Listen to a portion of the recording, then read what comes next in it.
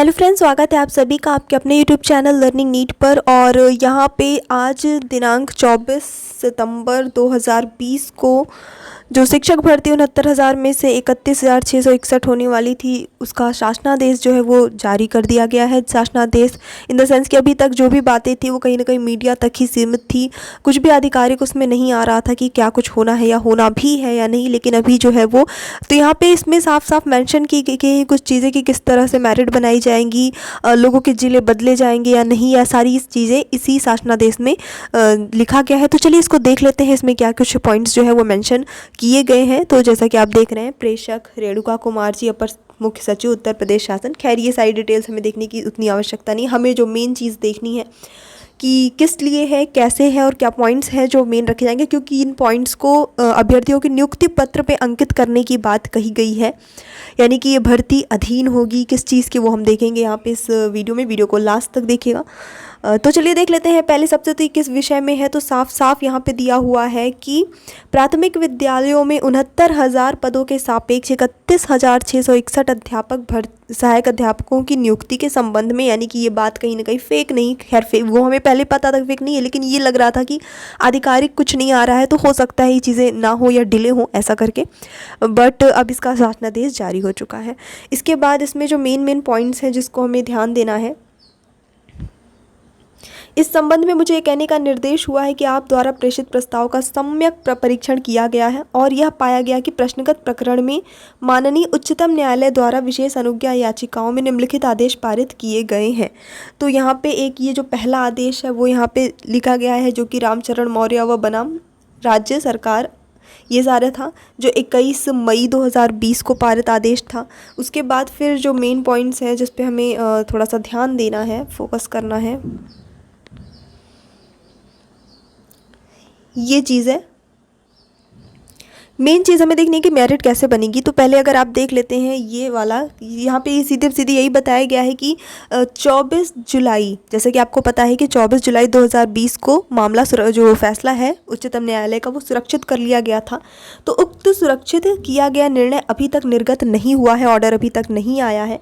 शिक्षकों की अत्यधिक कमी है और निकट भविष्य में शीघ्र स्कूल खोलने के दृष्टिगत उच्च स्तर से माननीय उच्चतम न्यायालय के उपरोक्त दोनों आदेशों का अनुपालन में शिक्षा मित्रों के 37,339 पदों को छोड़कर शेष पदों को भरने हेतु कार्यवाही किया जाना अपरिहार्य है।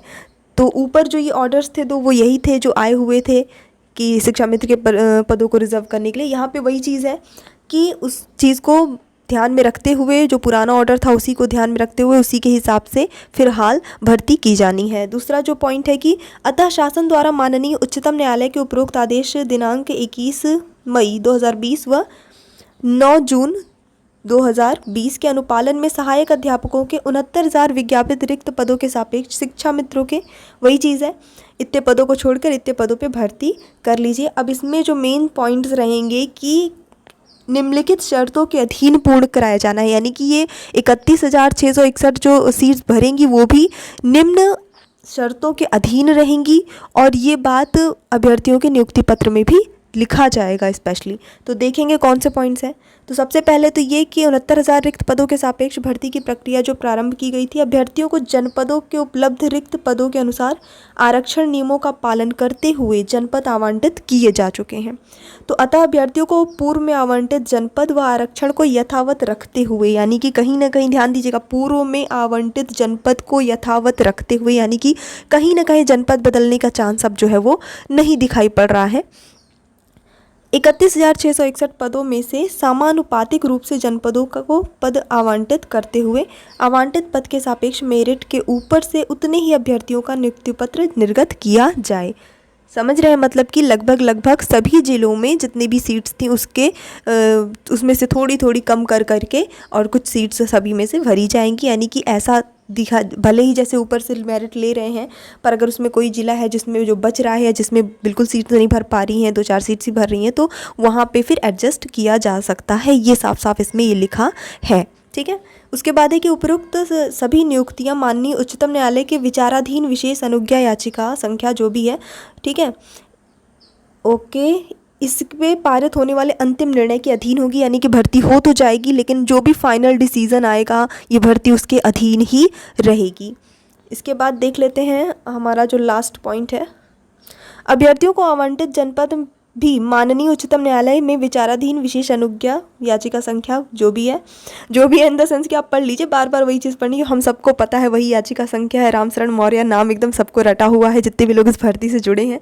खैर, तो अन्य पारित होने वाले अंतिम निर्णय के अधीन है। उपरोक्त शर्तों का उल्लेख प्रत्येक अभ्यर्थी की नियुक्ति पत्र में स्पष्ट रूप से अंकित किया जाए, यानी ये सारी शर्तें जो भी ज्वाइन करते वक्त अभ्यर्थी को माननी होंगी, उनके नियुक्ति पत्र में यह अंकित होगा, यानी कि ये मामला जो है, ये उनकी भर्ती होगी वो कहीं ना कहीं न्यायालय के विचार, जो भी डिसीज़न आता है, जो भी ऑर्डर आता है, उसके अधीन रहेगी।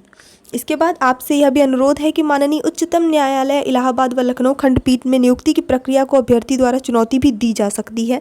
बहुत अच्छे से पता है कि कोर्ट जाएंगे ही अभ्यर्थी किसी न किसी बात को, तो इसके दृष्टिगत कैविएट तत्काल दाखिल कराने का कष्ट करें। और ये आज की इसमें डेट यहाँ पे भी डली हुई है।